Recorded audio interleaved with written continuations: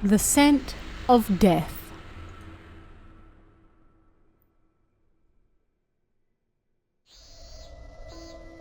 It was a hot summer's day. When she opened the lid on the glass perfume bottle, she was hit with a gorgeous smell, the likes of which she'd never experienced before. Oh my God, this smells amazing.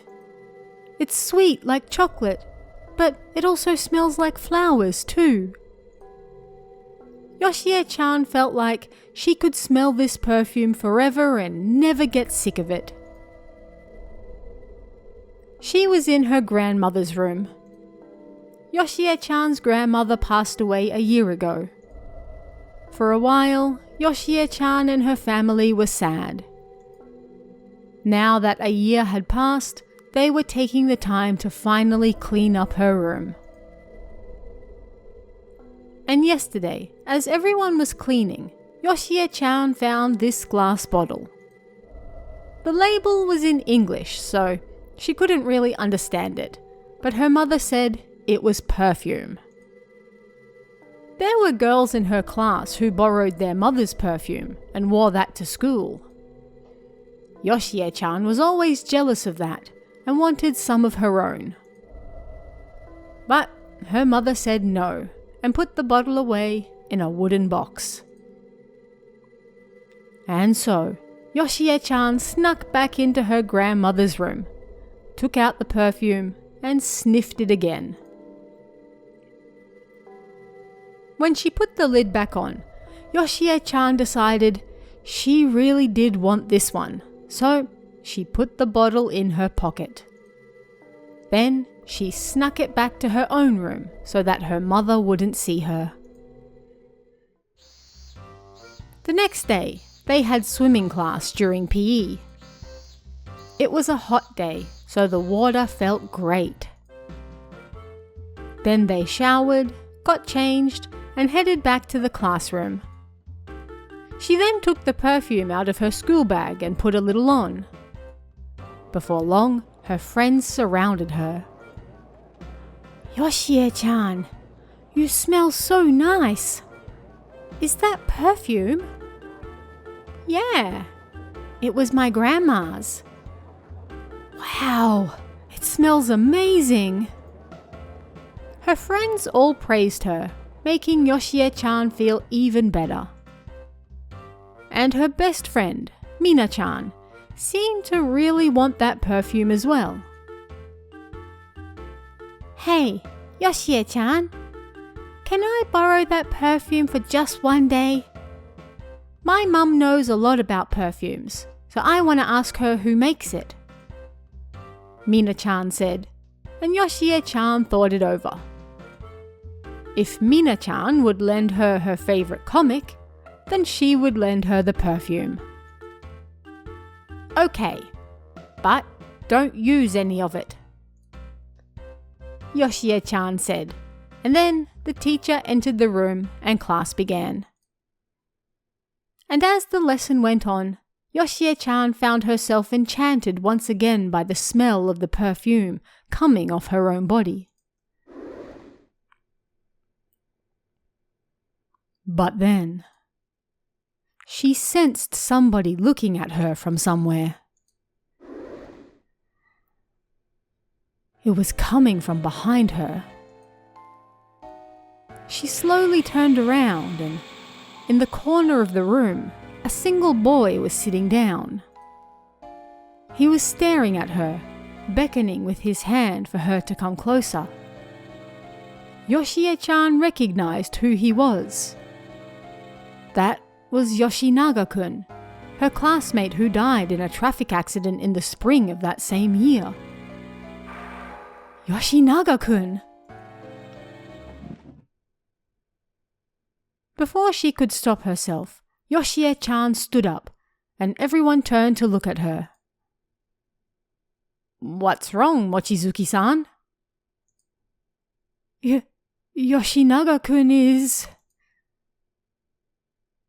She started to say, pointing to the corner of the room. But nobody was there. Yoshie-chan could do nothing but stand there, dumbfounded. Something strange happened on the way home as well. When the lights turned green, Yoshie-chan started to walk across the large crossing with her friend. But right around the middle, suddenly, her legs refused to move any further. When she looked at her feet, 2 hands were reaching out of the road. They were tightly holding onto her. "Stop it!" The lights changed to red and numerous cars started moving. "Yoshie-chan, what's wrong? Come on!" I can't move."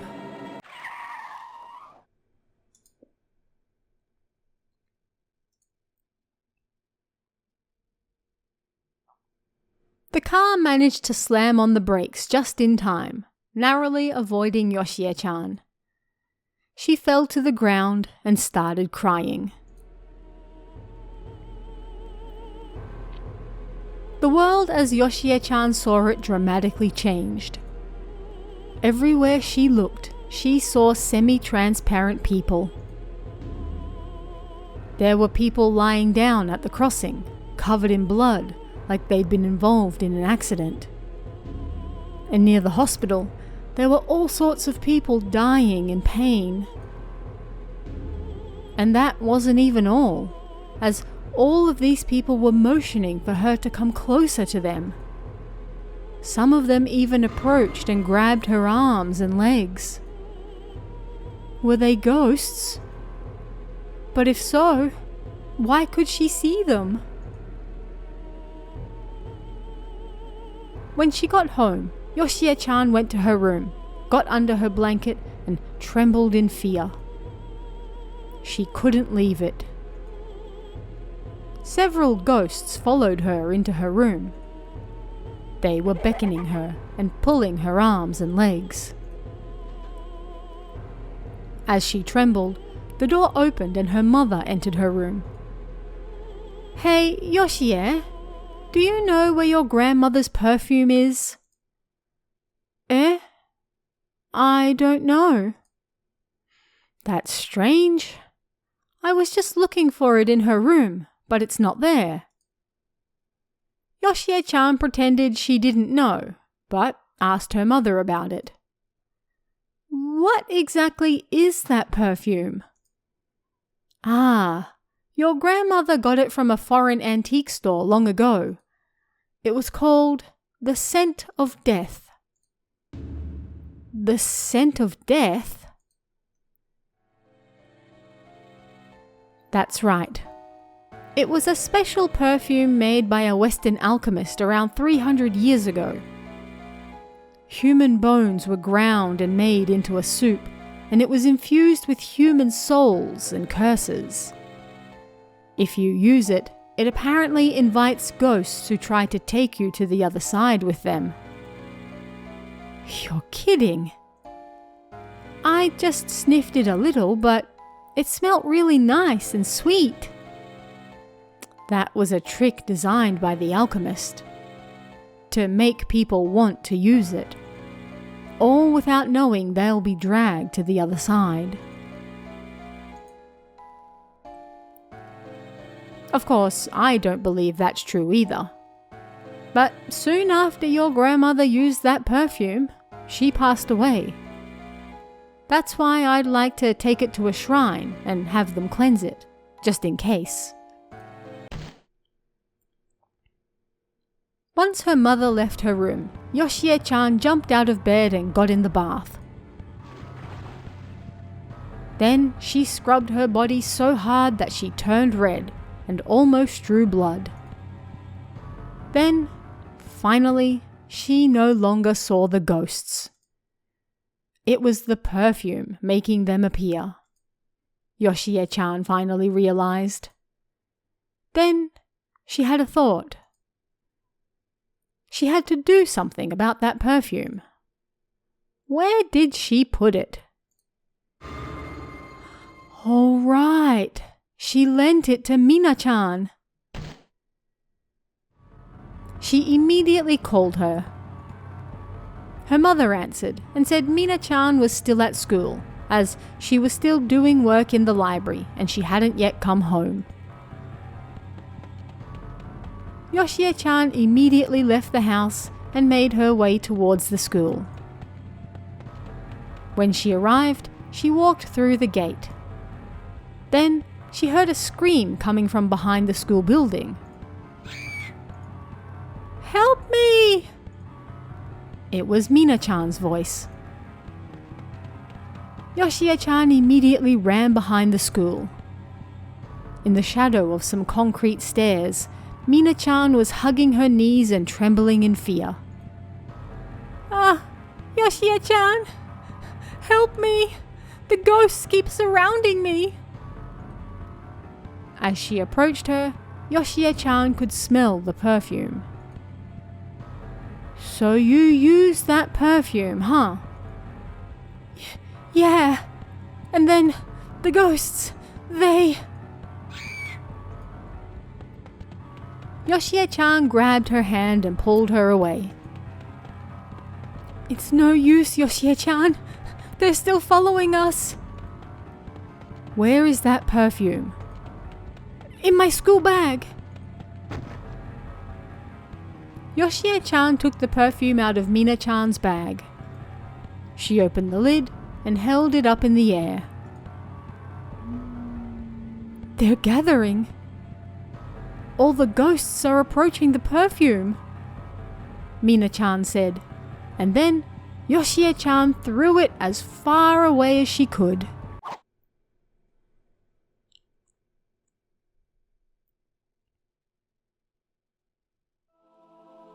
"They're gone. They went after the perfume bottle. Over there," Mina-chan said, and then she broke down in tears. Yoshie-chan took her home and made her shower immediately. And so, Yoshie-chan and Mina-chan were able to escape the scent of death disaster. But where did that bottle of perfume that she threw go? The next day, Yoshie-chan was relieved to see Mina-chan was doing well when she got to school. "I don't want anything to do with perfume ever again," they both joked. That afternoon, they had swimming lessons again. They got changed into their swimwear and started warming up by the poolside. Huh? That smell. It felt like that same smell was coming from somewhere nearby. "What's wrong, Yoshie-chan?" "No, nothing." "Say, let's forget about what happened yesterday and swim our hearts out today. On the count of 3. Yoshie-chan and Mina-chan jumped into the pool with the rest of their classmates. And yes, the perfume bottle she threw, it was on the bottom of that pool. Ghosts filled the water. Ghosts bleeding from the head. Ghostly hands. Ghosts wearing creepy armor. The perfume had mixed with all the pool water.